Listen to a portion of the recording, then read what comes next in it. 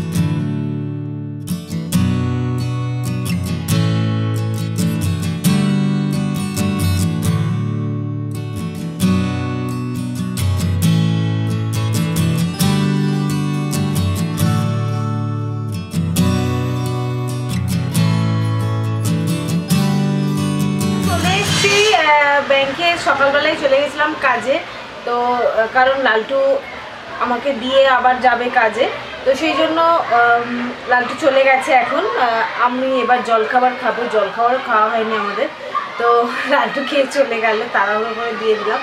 আমি এখন খাবো হচ্ছে মুড়ি, চিনি, জল, কারণ এত ভালো লাগছে না, গরমে এত কষ্ট হচ্ছে না, ভালো লাগছে না। হাজার রকম কাজে এত ফেসে আছি যে কি বলবো, মানে মানে একটা টেনশনও কাজ করছে ভেতর ভেতর, নানা রকম টেনশন আছে যেগুলো তোমাদের সাথে পরে হয়তো আমি বলবো, এখন কিছু বলতে পারছি না, কারণ যেটা আমি করতে চাইছি সেটা আগে ঠিকঠাক মতো না হলে তোমাদের সাথে মানে কী বলবো, সেই জন্য আগে সেটা আমি ঠিক হোক, তারপর আমি তোমাদের জানাবো।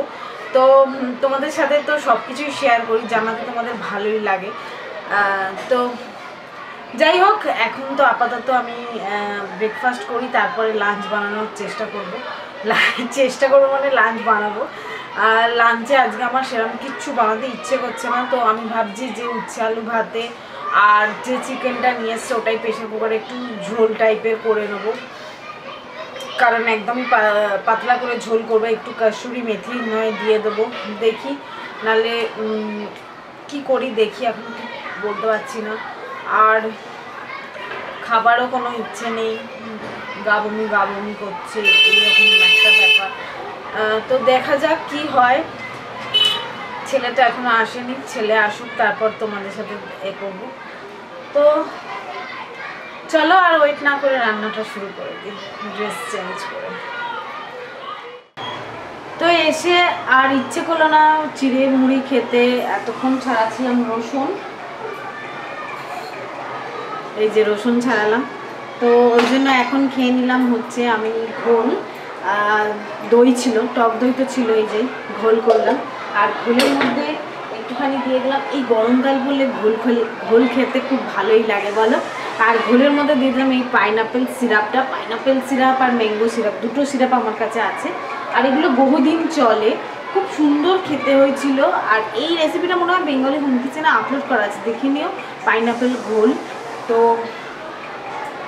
দারুণ লাগে। এটা ফ্রেশ ক্রিম দিয়ে করলেও যেরকম ভালো লাগে, আর টক দই দিয়ে করলেও বেশ ভালো লাগে। আর এগুলো এত মিষ্টি যে মিষ্টি দেওয়ার আলাদা করে কোনো দরকার হয় না। টক দইটা জাস্ট একটু নুন দিয়ে ফেটিয়ে নেবে মিক্সিতে, ভালো করে ফেটিয়ে নিতে হবে, আর অল্প একটু জল দিয়ে তারপরে ওই সিরাপটা দিয়ে খেয়ে নেবে। দারুণ লাগে, দারুণ। মানে মনে হবে যে এই রোদ্দুর থেকে ঘুরলাম, ফ্রেশ লাগছে। একটু বরফ দিলে ভালো হয়। তো যাই হোক, আমি এখন উঠছে, যেমন রীতিমতো রোজই উঠছে, কালকে চারদিন উঠছে নিয়ে এসছে লালু। উচ্ছে আলু ভাতে দিচ্ছি এখন, কারণ প্রেশার কুকারে মাংসটা করবো। তো সেই জন্য আগেই আমি ভাবছি যে এটা করে নিই, উচ্ছে আলুটা ভাতে দিয়ে নিই, সেদ্ধ করে নিয়ে নাবিয়ে তারপর মাংসটা কষাবো। একদমই মাংসটা লাইট ঝোল করতে চাইছি, গরমকালে বেশি মাংস ভালো লাগে না, কিন্তু ছেলেটা খেতে চায় না বলে ঝামেলা হয়ে যায়। আর লালটুও খুব একটা মাছ ভালোবাসে না। এই সব হাজার ঝামেলার জন্য আমাদের মাংসটাই বেশি হয়, নিরামিষ নাহলে মাংস। এই কি আর করবো বলো, যে যা সংসার সেটা হচ্ছে।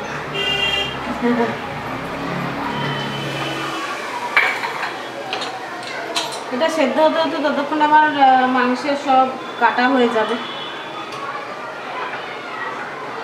রসুনটা তো অলরেডি ছাড়িয়ে দিলাম, কারণ এসে একটু না বসলে পাচ্ছিলাম না, যা রোদ্দুর না কি বলবো। কালকে কি সুন্দর হাওয়া দিচ্ছিল, আজকে হাওয়া টাওয়া কিছু দিচ্ছে না, কি রোদ।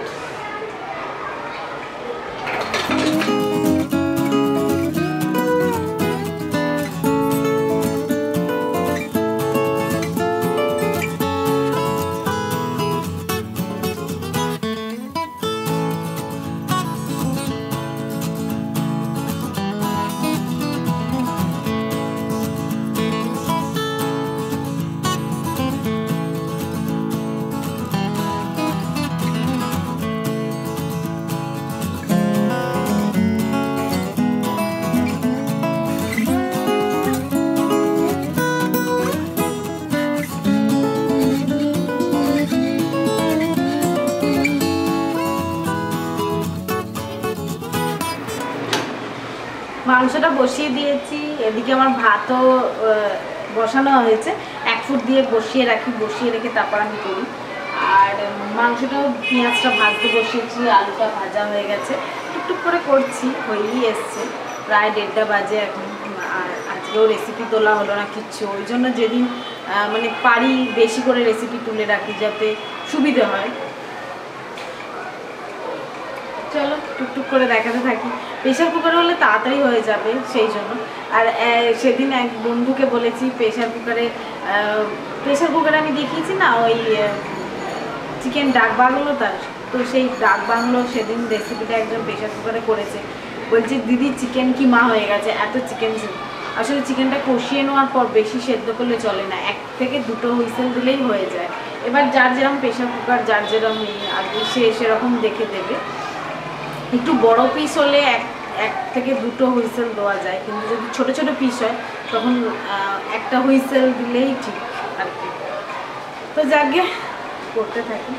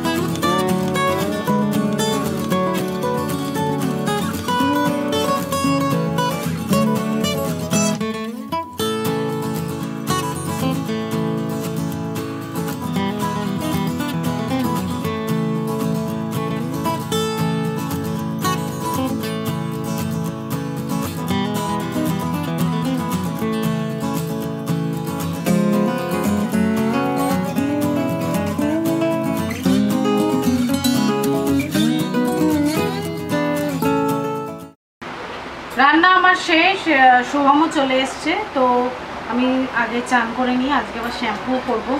চান করে এসে তোমাদের সাথে কথা হবে। আর সোহমও ওখানে কি শিখছে না শিখছে সেগুলোও তোমাদের সাথে ডিটেলসে শেয়ার করবে, কারণ সোহম নাকি ওখানে খুব এনজয় করছে, খুব ভালো লাগছে ওর শিখতে। তো কী ধরনের ক্লাস হয় বা কি হয় না হয় সেগুলো তোমাদের সাথে ডিটেলসে শেয়ার করবে।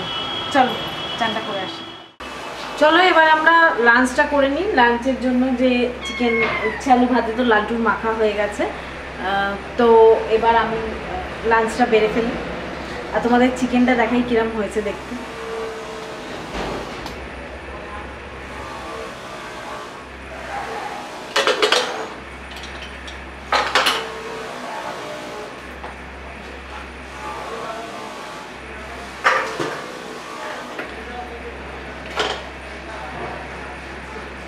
একদম ঝোল হয়েছে, পাতলা।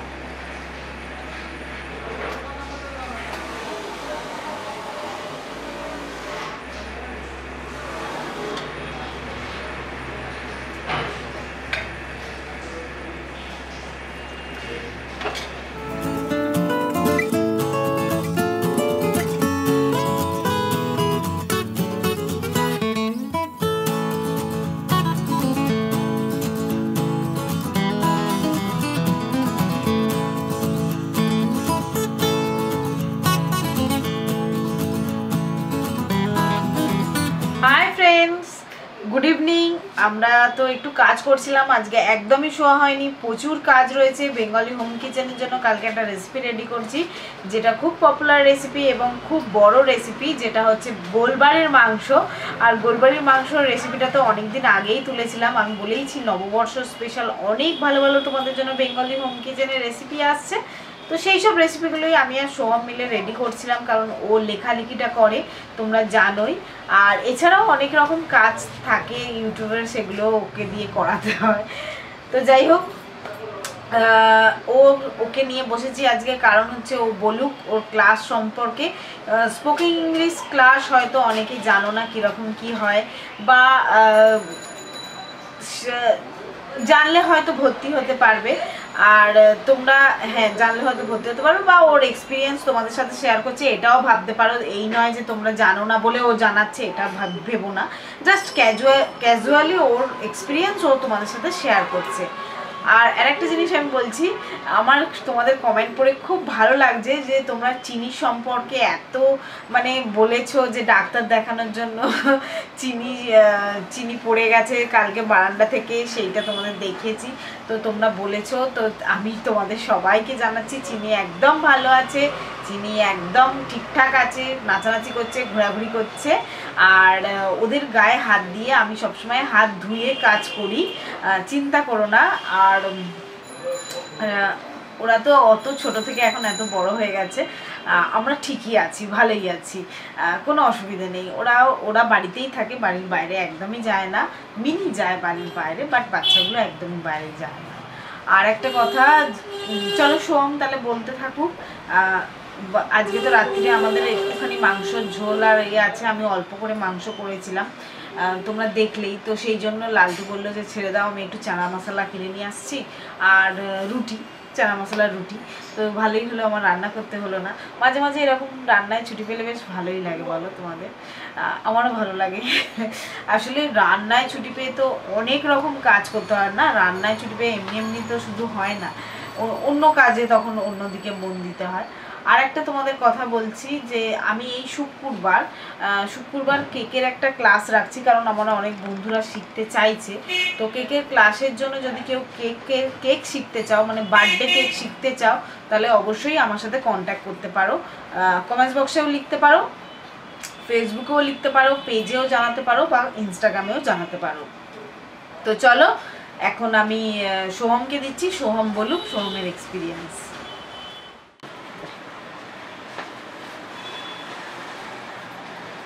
তো খুবই ভালো এক্সপিরিয়েন্স, কারণ এরকম ইনস্টিটিউটে আমি কোনোদিন ভর্তি হইনি বা পড়িনি। তো ইংরেজিটা খুব ভালো হয়েছে, মানে এই যে লোকের সাথে কথা বলা ইংলিশে, তারপরে ওখানে অচেনাদের সাথে মানে মানুষের সাথে মেশা, অন্য বাইরের যাদের একদমই চিনি না, তারাও মাধ্যমিক দিয়েছে। তো আর টিচাররাও খুব ভালো। তো ইংলিশটা আমার বেসিক্যালি আমার মনে হয় থেরাপি টাইপের আমার কাছে, কারণ ওখানে শুধু ইংলিশের ওপরই নয়, ওখানে এমনি নর্মাল কথা হয়, যেমন ওখানে ইন্ট্রোডিউসিং হচ্ছিল আগের দিন, তারপরে ফ্যামিলি, পার্সোনাল লাইফ, এক একজনের সাথে কথা বলা। তো হ্যাঁ, কথাগুলো ইংলিশে ঠিকই, কিন্তু যেহেতু এরকম টাইপের একটা থেরাপি, সেই জন্য আমার খুব ভালো লাগে।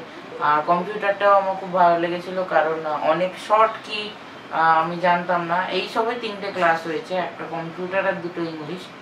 তো কম্পিউটারে এখনও সবে ওয়ার্ডের শর্ট কিগুলো আর কিছু ফাংশন দেখিয়েছে, তো সেগুলো শিখেছি।